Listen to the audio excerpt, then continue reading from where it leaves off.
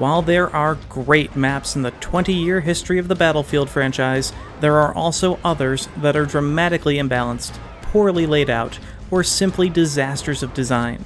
This is the story of the worst maps of Battlefield.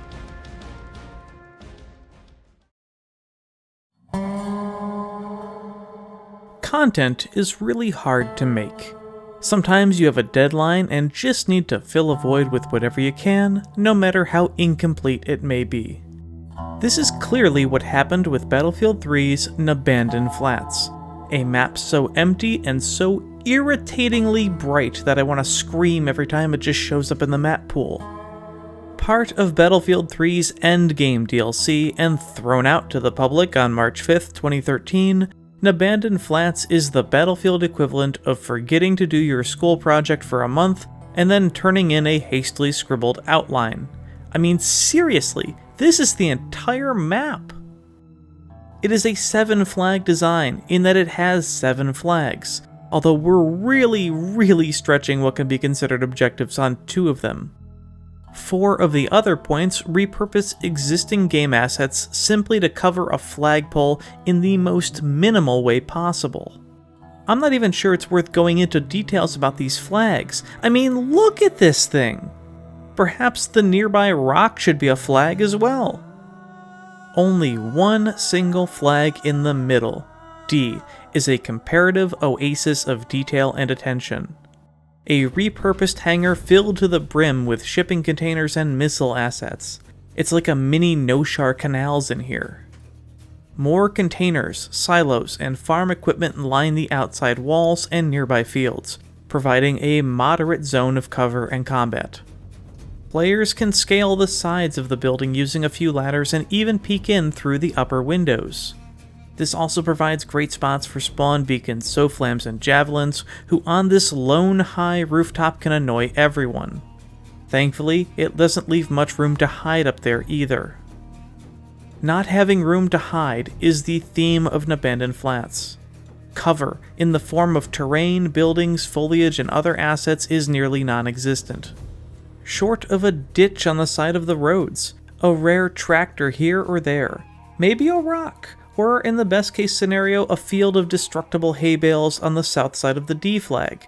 This map is a barren hellscape. The intention is for this to be a vehicle map, and that players are meant to scurry quickly from flag to flag in order to stay safe. To achieve this, just about every flag spawns 2 bikes. The result is bikes everywhere, which in and of itself isn't so bad. It's fun to ride them and bounce them off objects, and it's fun to shoot people off of them. It at least gives the map a little character, and provides the right tools to quickly travel. But somewhere along the way, and despite the relatively tight confines of the hexagonal flag layout, it was deemed necessary.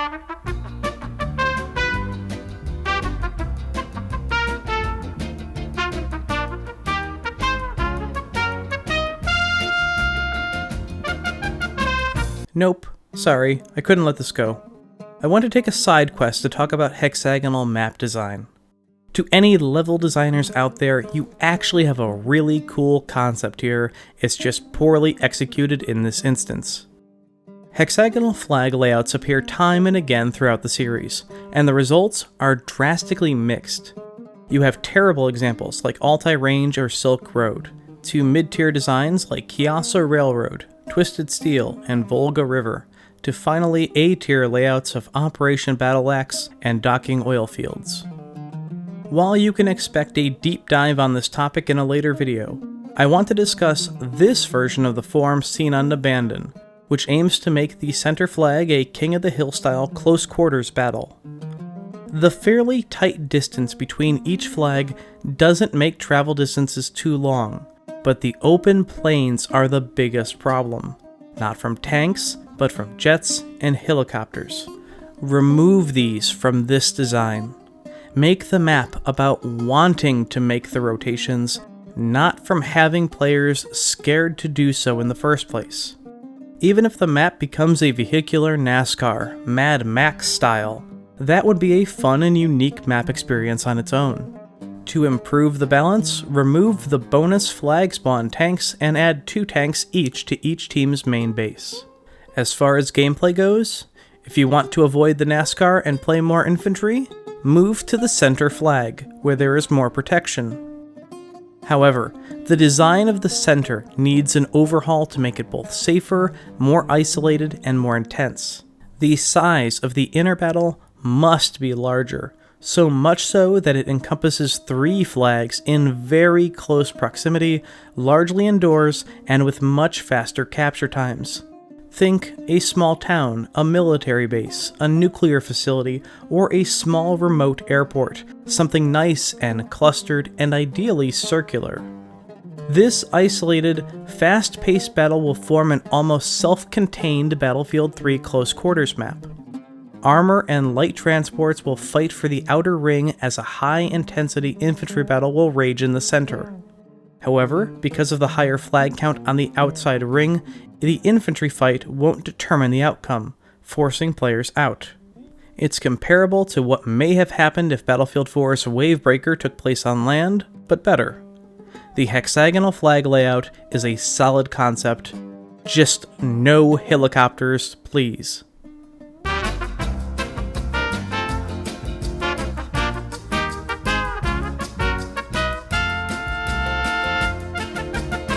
But somewhere along the way, and despite the relatively tight confines of the hexagonal flag layout, it was deemed necessary to add an attack helicopter and 2 fighter jets per side, fundamentally transforming an already blighted environment into a killing field.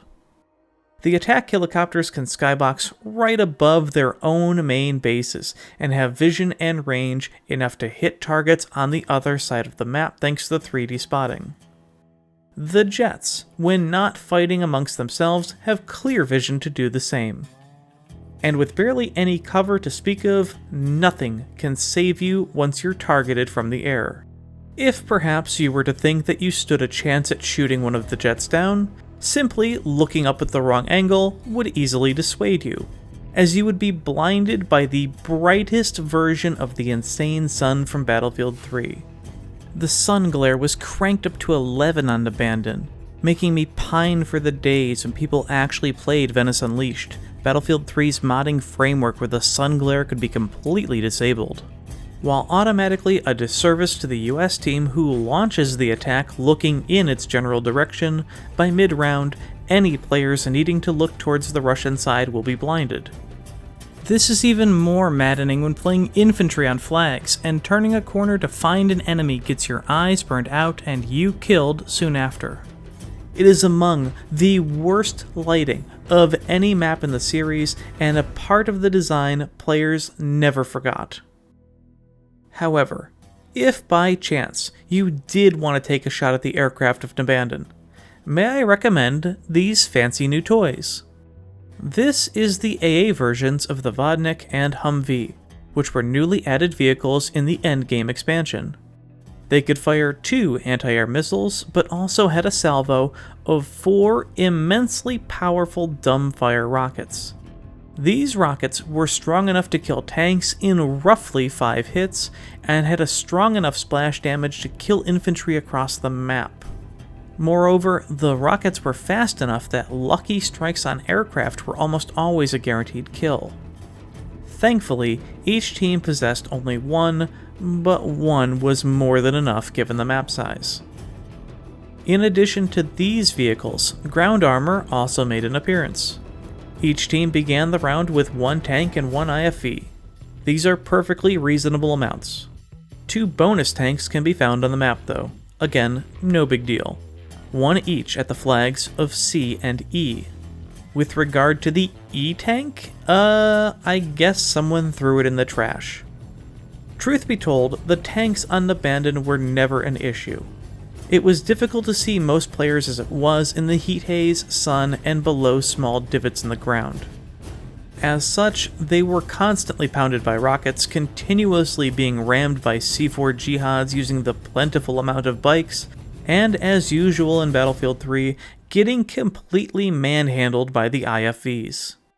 I said IFVs plural here, because the map, being part of the endgame DLC pack, featured the C-130 Hercules dropship mechanic.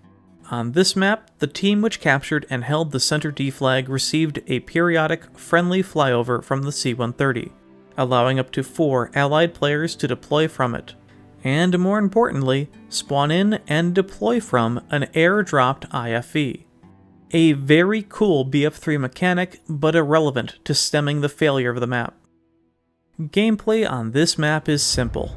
Infantry tend to gravitate toward the D flag out of necessity and intensity. Since it is the only place on the map with considerable cover, it acts like a beehive. The ladders and C-130 drops usually guarantee players are on its rooftop and firing inside through the windows. Tanks know to camp the entrances, and helicopters always bombard the surrounding desert.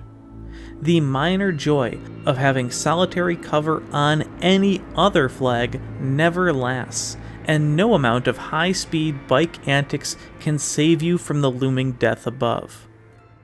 Nebandan Flats is blinding pain and barren wasteland. Making it a night map would have improved it substantially, although it still wouldn't solve the cover issue. Removing the attack helicopters would have also been a gigantic plus, and at the very least took some of the frustration away from players on the ground. Lastly, it just needed more time in the oven, which is a funny thing to say given its landscape. Objectives simply needed more detail, more structures, more distinctiveness.